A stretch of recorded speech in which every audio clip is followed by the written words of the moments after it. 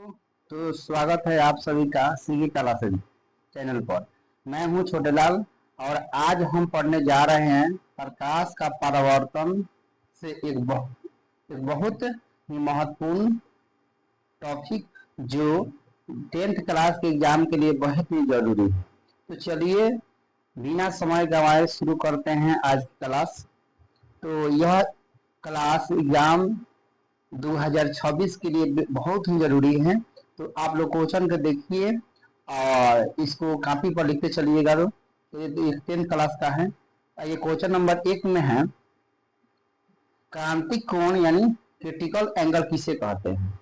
इसका उत्तर आप लोग लिख सकते हैं, जब प्रकाश की किरण सघन माध्यम से विरल माध्यम प्रवेश करती है तो वह अविलंब से परे हटती है, अर्थात विरल माध्यम से बना अपवर्तित कोण आर सघन माध्यम में बने आपतित कोण आई से बड़ा होता है। यदि विरल माध्यम में बना अपवर्तित कोण एक समकोण के समान हो जाए तो इसके सापेक्ष सघन माध्यम में बना आपतित कोण क्रांतिक कोण कहलाता है। तो ऐसे इस क्वेश्चन का आप लोग उत्तर लिख सकते हैं। ठीक है, चलिए इसके बाद क्वेश्चन नंबर 2 में है, पेरिस्कोप किसे कहते हैं, इसके क्या उपयोग है। इस क्वेश्चन का आप लोग उत्तर लिखिएगा। पेरिस्कोप एक यंत्र है जिसके द्वारा हम अपने रुकिए थोड़ा सा क्वेश्चन करता है, अपने में छिपी हुई वस्तुओं को देख सकते हैं। सैनिक खाइयों में छिपकर मैदानों पहाड़ों को देख सकते हैं और पनडुब्बियों में बैठे सैनिकों समुद्र तल का पर्यवेक्षण कर सकते हैं। किसी धुंध वाले दिन औरत फोटोग्राफी भी इसकी सहायता से की जा सकती है। पेरिस्कोप समतल दर्पण की सहायता से बनाए जा सकते हैं जो प्रकाश के परावर्तन सिद्धांत पर कार्य करते हैं। उच्च कोटि के पेरिस्कोप में प्रिज्मों का प्रयोग किया जाता है। तो इस क्वेश्चन का आप लोग उत्तर ऐसे लिख सकते हैं। तो चलिए इसके बाद क्वेश्चन नंबर 3 पर चलते हैं। तो 3 नंबर में है, समतल दर्पण में बनने वाले प्रतिबिंब की विशेषताएं लिखी। जब क्वेश्चन आपको एग्जाम में आ जाएगा कि समतल दर्पण के विशेषता लिखी तो आप लोग ऐसे लिख सकते हैं। तो आप लोग लिखिएगा ऐसे कि समतल दर्पण के सामने जितनी दूरी पर कोई वस्तु हो उसका बिंब यानी बिंब मतलब परछाई उतना ही पीछे बनता है। समतल दर्पण में किसी वस्तु के पूरे बिंब को देखने के लिए दर्पण का आकार में उससे आधा होना आवश्यक होता है। इसका मतलब कि अगर हम अपना लंबाई यानी अपना फोटो हम अगर समतल दर्पण में देखेंगे तो अगर हम 5 फीट के हैं तो हमको समतल दर्पण कम से कम उसका आधा होना चाहिए, यानी 2.5 होना चाहिए। अगर कोई मनुष्य 6 फीट का है तो कम से कम उसका जो दर्पण का आकार है वो कितना होना चाहिए, 3 होना चाहिए, आधा होना चाहिए।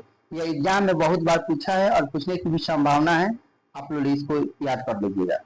चलिए इसके बाद क्वेश्चन नंबर 3 में है, अवतल दर्पण के उपयोगों को लिखिए। तो उत्तर लिखिएगा, अवतल दर्पण के निम्न उपयोग है। 1 नंबर में लिखिएगा, बड़े आकार के अवतल दर्पणों का प्रयोग और ऊर्जा के लिए किया जाता है। ठीक है। 2 में लिखिएगा, इनका प्रयोग वाहनों की हेडलाइट यानी आगे देखने के लैंपों, सर्च लाइट, टॉर्च आदि बनाने में किया जाता है। जो टॉर्च के जो आगे वाला जो हिस्सा होता है जो क्या करता है, प्रकाश को पूरा दिखा देता है, यानी बहुत दूर तक दिखाता है, तो इसमें उपयोग होता है। उसके बाद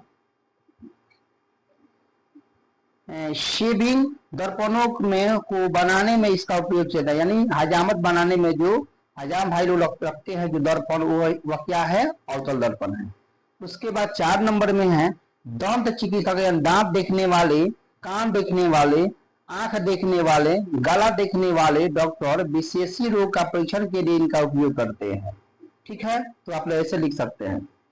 चलिए इसके बाद क्वेश्चन नंबर 5 में है, प्रकाश का अपवर्तन क्या है, इसके नियमों को लिखिए। तो इसका उत्तर लिखिएगा, प्रकाश के अपवर्तन के 2 नियम है। एक में लिखिएगा, आपतित किरण अपवर्तित किरण तथा आपतन बिंदु पर अभिलंब तीनों एक ही तल में होते हैं। यह बहुत वीवीआई क्वेश्चन है, इसको याद करके रखिएगा। 2 नंबर में है, जब एक ही रंग की प्रकार की किरण की दो माध्यमों के सीमा तल पर तिरछी आती है तो आपतन कोण की जया यानी साइन तथा अपवर्तन कोण आर की जया के अनुपात एक नियतांक होता है। इस नियम को एस्नेल का नियम भी कहते हैं। क्या कहते हैं? एस्नेल का नियम। तो अपवर्तन के जो दूसरा नियम है उसे ही हम लोग क्या कहते हैं? एस्नेल का नियम। ठीक है। उसके बाद देखिए क्वेश्चन नंबर 6 में है, समतल दर्पण द्वारा उत्पन्न आवर्धन +1 है, इसका क्या अर्थ है? तो इसका उत्तर लिख सकते हैं आप लोग, एक समतल दर्पण द्वारा उत्पन्न आवर्धन +1 होने का अर्थ है कि समतल दर्पण के द्वारा जिस वस्तु का प्रतिबिंब बढ़ रहा है उस वस्तु का साइज दर्पण यानी समतल द्वारा बनाए गए प्रतिबिंब के साइज के बराबर है। धनात्मक चिन्ह यह दर्शाता है कि प्रतिबिंब सीधा तथा आभासी है।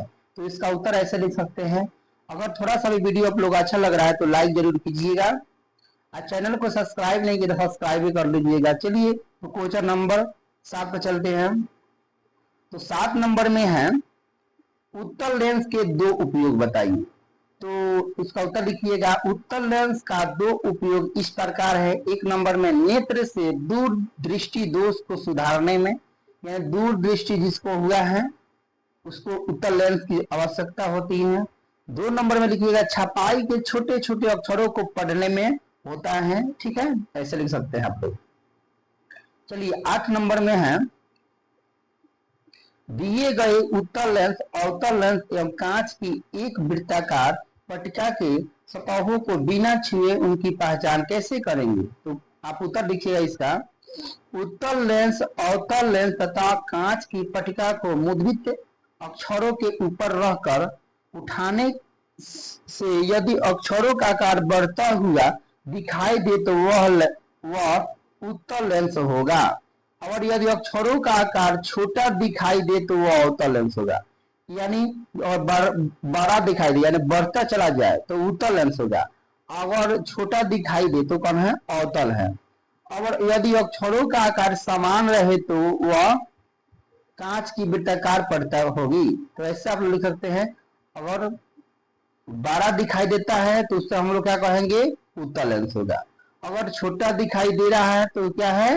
अवतल लेंस होगा कांच की पट्टिका में। ठीक है, ऐसे उत्तर लिख सकते हैं।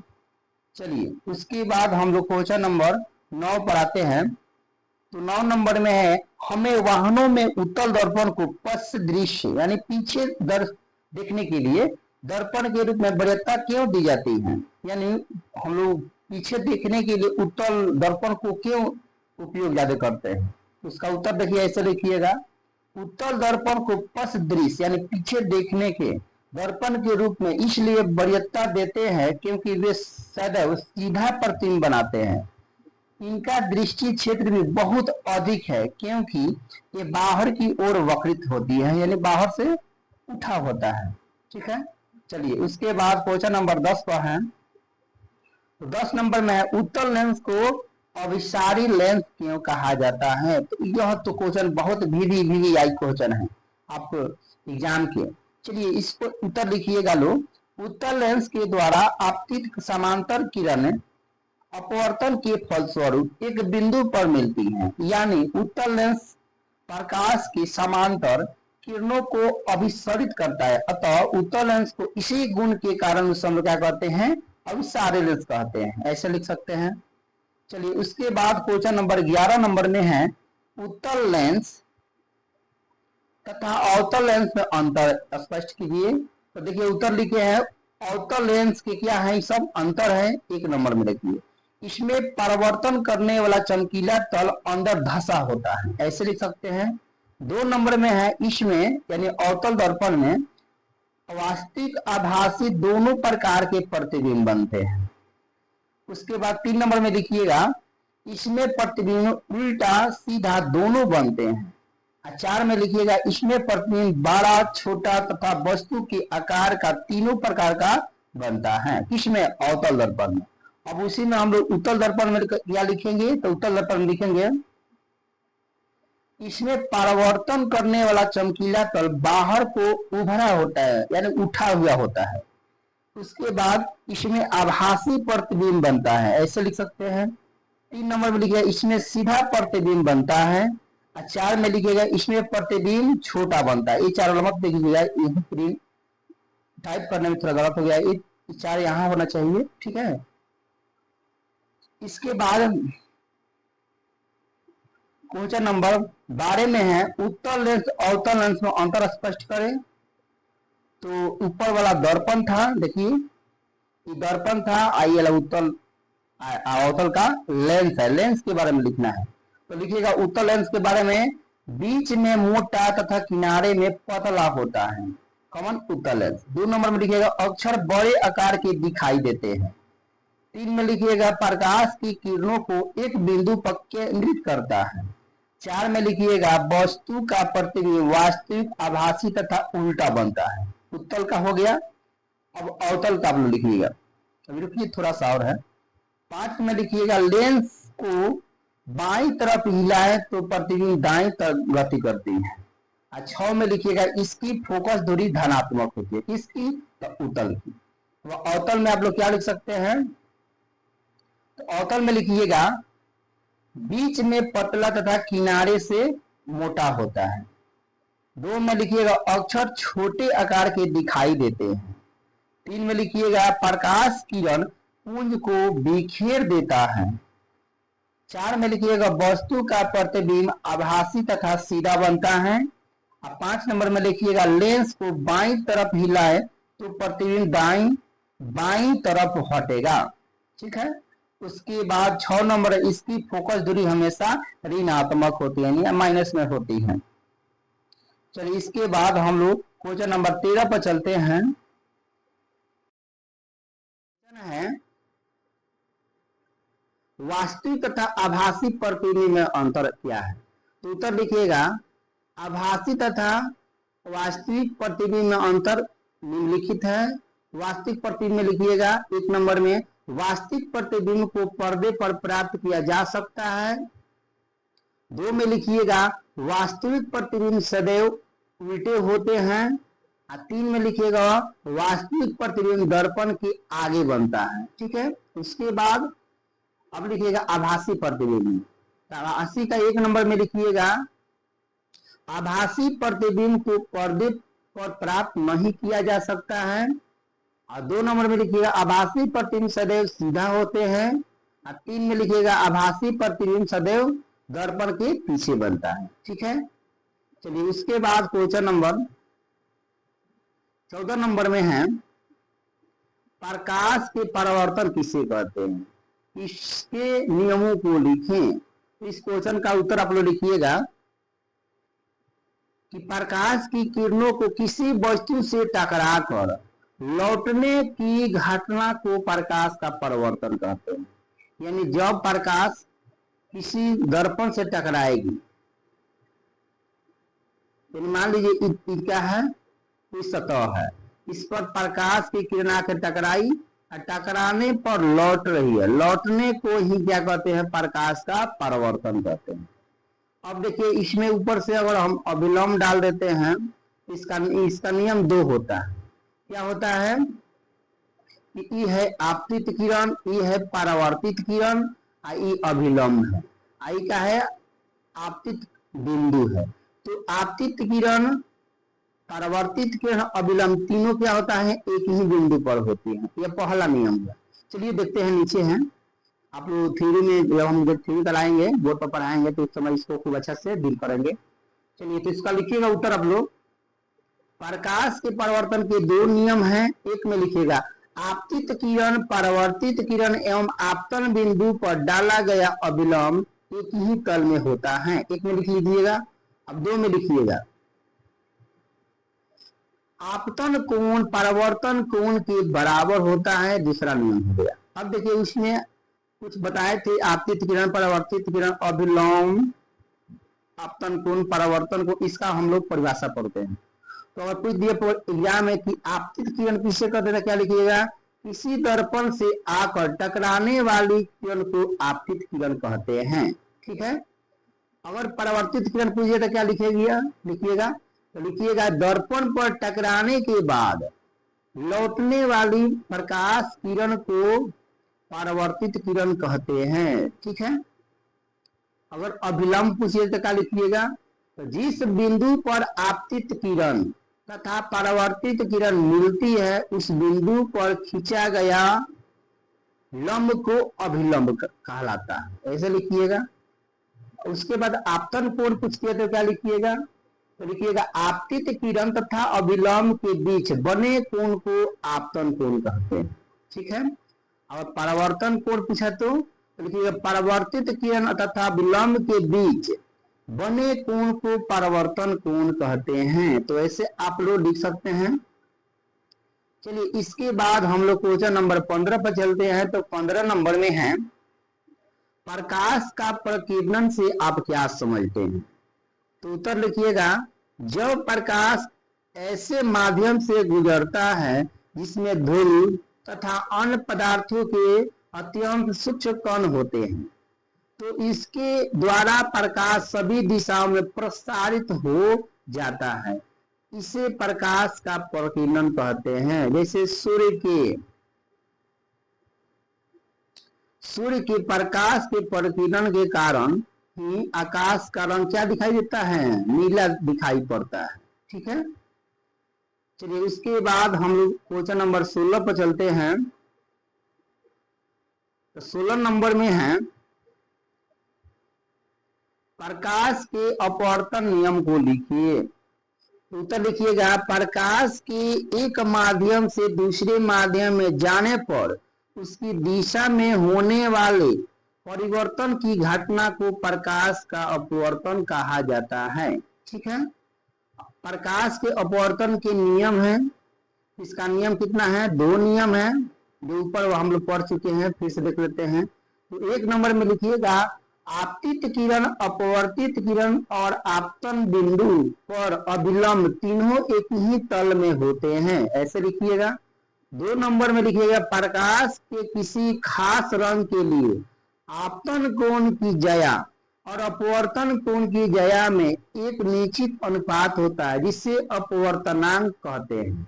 इसी नियम को ही स्नेल का नियम कहते हैं। ठीक है, चलिए उसके बाद हम लोग क्वेश्चन नंबर 17 पर चलते हैं। तो 17 नंबर में है अपवर्तनांक को परिभाषित करें। हीरे का अपवर्तनांक 2.42 है, इस कथन का क्या अभिप्राय है। ये भी एग्जाम के लिए आपको बहुत वीवीआई क्वेश्चन है, सब तो वीवीआई है लेकिन ये एक बार 2 बार एग्जाम में आया है। तो चलिए इस क्वेश्चन को आप उत्तर लिखिएगा। हीरे का अपवर्तनांक 2.42 है, इस कथन से अभिप्राय है कि वायु में प्रकाश की चाल तथा हीरे में प्रकाश का चाल का अनुपात 2.42 के समान होता है। इससे इस प्रकार भी कह सकते हैं कि हीरे में प्रकाश की चाल निर्वात में प्रकाश की चाल की 1/2.42 गुनी होती है। तो उसके बाद थोड़ा पैराग्राफ को लिखिएगा माध्यम का अपवर्तनांक n बराबर निर्वात प्रकाश की चाल बटा उस माध्यम प्रकाश की चाल होता है, इस सूत्र होता है। ठीक है, उसके बाद 18 नंबर में है समान नेत्र 25 सेंटीमीटर से निकट रखी वस्तुओं को सुस्पष्ट क्यों नहीं देख पाते। तो उसको उत्तर लिखिएगा लो 25 सेंटीमीटर की दूरी पर रखी वस्तुओं को आंख स्पष्ट रूप से देखता है, लेकिन 25 सेंटीमीटर से कम निकट रखी वस्तुओं को प्रतिदिन दृष्टि पटल पर स्पष्ट रूप से नहीं बनता है, अतः मानव वस्तुओं को स्पष्ट रूप से नहीं देख पाती हैं। ऐसे उत्तर लिख लीजिएगा लोग। चलिए उसके बाद क्वेश्चन नंबर 19 पर चलते हैं। तो 19 नंबर में है समतल दर्पण में बना प्रतिबिंब का साइज और प्रकृति कैसी होती है। तो इस क्वेश्चन का लिखिएगा उत्तर। समतल दर्पण यानी प्लेन मिरर द्वारा बना प्रतिबिंब। तो एक में लिखिएगा बिंब के समान प्रतिबिंब का साइज होता है। 2 में लिखिएगा प्रतिबिंब दर्पण के उतना ही पीछे बनता है जितनी दूरी पर वस्तु समतल दर्पण के सामने होती है। 3 में लिखिएगा काल्पनिक प्रतिबिंब बनता है। ठीक है, उसके बाद क्वेश्चन नंबर 20 है, गोलीय दर्पण द्वारा सूर्य के प्रकाश में किसी कागज के कतरन को कैसे जलाया जा सकता है? तो उत्तर लिखिएगा गोलीय गोलीय अवतल दर्पण के परावर्तक सतह को सूर्य में से आने वाली किरणों को सामने रखा जाता है। सूर्य से चलने वाली समांतर किरणें दर्पण से परावर्तित होकर फोकस पर अभिसरित होती हैं। अगर अवतल दर्पण के फोकस पर कागज के कतरन रखे दिए जाते हैं तो यह जल उठता है, क्योंकि समांतर किरणें एक बिंदु पर अभिसरित होती हैं और काफी ऊष्मा उत्पन्न करती हैं। कागज का कतरन दर्पण के फोकस पर रखने पर जलने लगता है। तो ऐसे उत्तर आप लोग लिख लीजिएगा। चलिए, इसके बाद हम लोग क्वेश्चन नंबर 21 पर चलते हैं। तो 21 नंबर में है प्रकाश क्या है? तो उत्तर लिखिएगा दृष्टि के भौतिक अनुभूति को प्रकाश कहते हैं। प्रकाश वस्तुओं को दृश्यमान बनाता है। कोई वस्तु उस पर पड़ने वाले प्रकाश को परावर्तित करती है और वह परावर्तित प्रकाश हमारी आंखों द्वारा ग्रहण होता है, तब हमें वस्तुओं को देखने योग्य बनाता है। ठीक है, चलिए, इसके बाद और क्वेश्चन आ गया 22 नंबर में है प्रकाशिक घनत्व क्या है?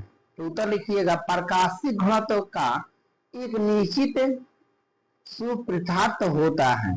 यह द्रव्यमान घनत्व के समान नहीं है। जिस माध्यम का प्रकाशिक घनत्व अधिक होता है वह सघन माध्यम है, अन्यथा वह विरल माध्यम होगा। विरल माध्यम से प्रकाश किरण सघन माध्यम प्रवेश करती है तो यह अभिलंब की ओर मुड़ जाती है, और जब सघन माध्यम से प्रकाश की किरणें विरल माध्यम में अपवर्तित होती है तो यह अभिलंब से दूर हट जाती हैं। ठीक है, ऐसे लिखिएगा। चलिए, इसके बाद क्वेश्चन नंबर 23 में है आभासी प्रतिबिंब क्या है? तो इसका उत्तर लिखिएगा किसी स्रोत से आने वाला प्रकाश परावर्तन या अपवर्तन के बाद एक बिंदु पर नहीं मिलता है, बल्कि परावर्तित अथवा अपवर्तित किरणों को पीछे बढ़ाने पर एक बिंदु पर मिले तो आभासी प्रतिबिंब बनता है। यह प्रतिबिंब हमेशा सीधा और पर्दे पर लेना असंभव है। ऐसे उत्तर लिखिएगा लोग। चलिए, इसके बाद क्वेश्चन नंबर 24 में है वास्तविक प्रतिबिंब क्या है? इसका उत्तर लिखिएगा किसी स्रोत से आने वाला प्रकाश परावर्तन या अपवर्तन के बाद एक बिंदु पर मिलती है तो वास्तविक प्रतिबिंब बनता है। वास्तविक प्रतिबिंब हमेशा उल्टा और पर्दे पर आसानी से लिया जा सकता है। हमारा नेत्र रेटिना वास्तविक प्रतिबिंब बनाता है। ठीक है, उसके बाद 25 नंबर में है गोलीय दर्पणों द्वारा परावर्तन के लिए नई कार्तीय चिन्ह परिपाटी दर्शाएं।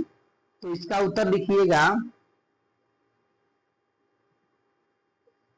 एक में लिखिएगा बिंब सदैव दर्पण के बाईं ओर रखा जाता है। इसका अर्थ है कि दर्पण पर बिंब से प्रकाश बाईं ओर से आपतित होती है। 2 में लिखिएगा मुख्य अक्ष के समांतर सभी दूरियां दर्पण के ध्रुव से मापी जाती हैं। ठीक है, 3 नंबर में लिखिएगा मूल बिंदु को के दाईं ओर प्लस x अक्ष के अनुदिश मापी गई सभी दूरियां धनात्मक मानी जाती हैं, जबकि मूल बिंदु के बाईं ओर x अक्ष के अनुदिश मापी गई दूरियां ऋणात्मक मानी जाती हैं। ऐसे उत्तर लिख लीजिए। चलिए, उसके बाद क्वेश्चन नंबर 26 में है अवतल दर्पण, उत्तल दर्पण और समतल दर्पण को छूकर एवं बिना छुए हुए कैसे पहचान सकेंगे? तो इसका उत्तर लिखिएगा लोग। अवतल दर्पण को छूने पर पता चलता है कि इसका परावर्तक सतह नत होता है। उत्तल दर्पण का परावर्तक सतह उभरा होता है। समतल दर्पण का परावर्तक सतह समतल होता है। तीनों दर्पण के फोकस के भीतर एक वस्तु पिन को बारी बारी से रखा जाता है। जिस दर्पण में वस्तु पिन का प्रतिबिंब आभासी, सीधा और बड़ा दिखाई पड़े वह अवतल दर्पण। जिस दर्पण में वस्तु का प्रतिबिंब आभासी, सीधा, छोटा दिखाई पड़े वह उत्तल दर्पण है। और जिस दर्पण में वस्तु का प्रतिबिंब आभासी, सीधा, वस्तु के आकार के बराबर दिखाई पड़े वह समतल दर्पण है। तो ऐसे आप लोग पहचान कर सकते हैं।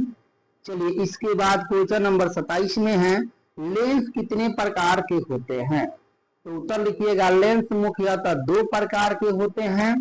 एक नंबर में लिखिएगा उत्तल लेंस और 2 नंबर में लिखिएगा अवतल लेंस। चलिए तो उसका थोड़ा सा डिटेल देखते हैं। उत्तल लेंस में वास्तविक और आभासी दोनों प्रकार के प्रतिबिंब बनते हैं, लेकिन अवतल लेंस में केवल आभासी प्रतिबिंब बनते हैं। ऐसे उत्तर लिखिएगा लोग। चलिए 28 नंबर में है, लेंस की क्षमता से क्या समझते हैं? यह तो क्वेश्चन कितना बार एग्जाम में पूछ लिया है।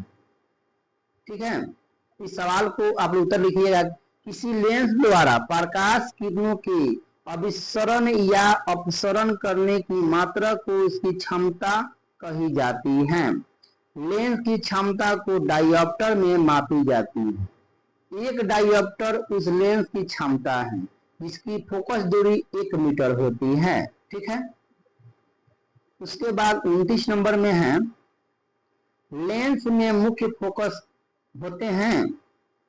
तो उत्तर लिखिएगा, जैसा कि हम जानते हैं कि प्रकाश लेंस के दोनों ओर से होकर जा सकता है, अतः यही कारण है कि प्रत्येक लेंस में 2 मुख्य फोकस होते हैं। लेंस के दोनों ओर एक एक फोकस होते हैं।